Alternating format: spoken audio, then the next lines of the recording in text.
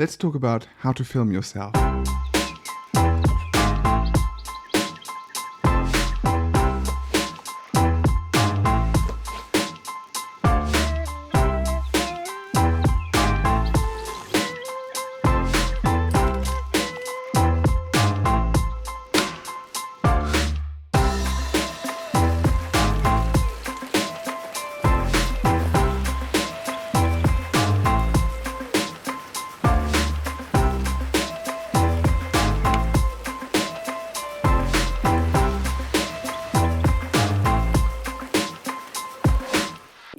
So when it comes to taking videos of yourself, it really depends on what kind of emotions do you want to convey to determine what kind of shot you want. And you can convey emotions in ways of lighting, in ways of angles.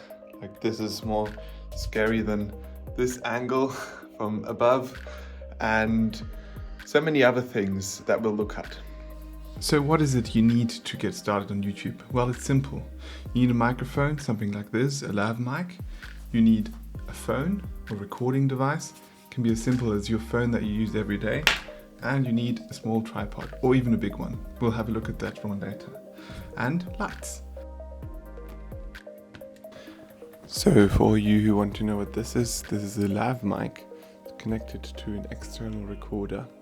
And when I close to my mouth, then you should be able to hear it quite clearly. How it works is you clip it to a jumper like this, then you thread this underneath, you can put it in your pocket, and then you have a setup. And afterwards in post, what you can do is just sync the audio of your lav mic to the audio of your camera, and based on the waveform, then you get a synchronized version of this, which is great. We demonstrate. If I'm here on the other side of our bedroom, you should still be able to hear me because I'm connected to the microphone that's right here, very close to my mouth, and not the one on the camera. So this is a really good option you can go with, and it helps you to get good audio if you're outside. So I thought I'd quickly jump into the studio now. This is a different day of recording, but you can see here, this is my studio mic. This is a MV7, and you can just connect it with micro USB or an XLR cable. I've got this boom arm, you can see if I move it around.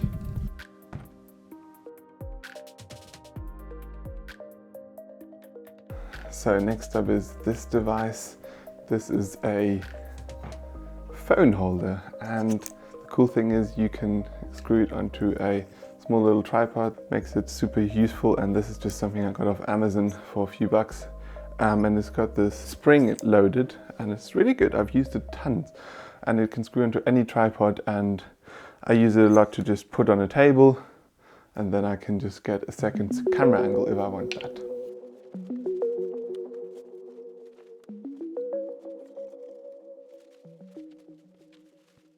Now, light is essential if you want to add color to your image, if you want to make your image brighter in a certain way, if you want to add a certain mood to it.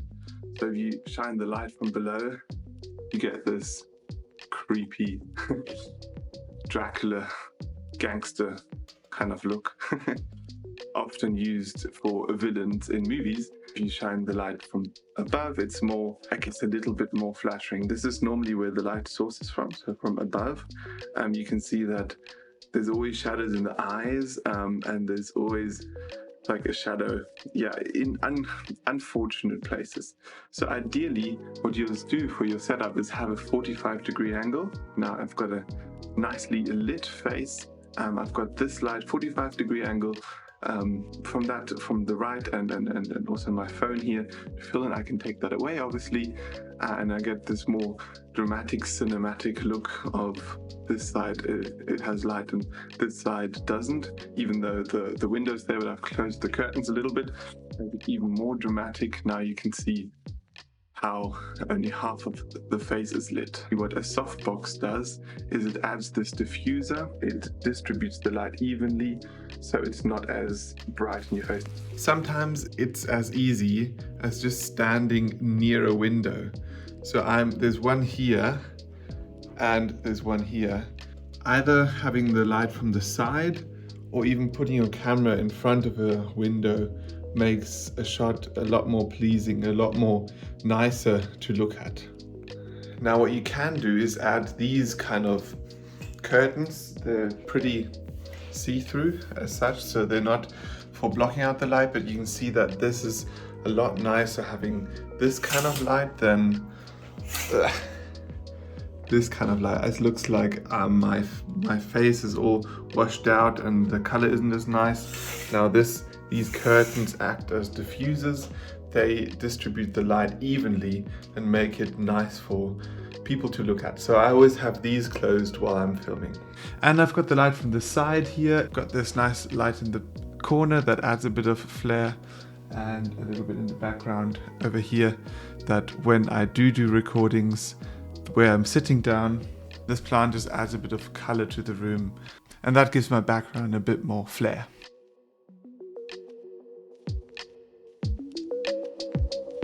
Now, one of the most useful things, obviously, for editing is a laptop, and this is the M1 MacBook Pro that I got, I think it was this year. As you can see here, there's DaVinci Resolve. I love the way that they have a free tier program you can use. You can get almost everything done. It's the 80-20 principle, so 80% you can get done with for free, and then when you need the 20%, you can buy a one-time life upgrade for $300, I think.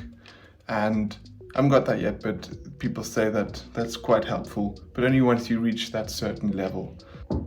What's so insane about this thing is the power, the fact that it almost never crashes is really amazing, and the rendering time for all my videos are so short that you don't even notice it. Alright, so that's a wrap in today's video. Thanks so much for tuning in. And all of these things that I've said, you can also do on a budget. You only need your phone, your lav mic, and a tripod, and you can get started. And if you want to know all about how Jesus ran from popularity and how you can do the same, click over here. Bye.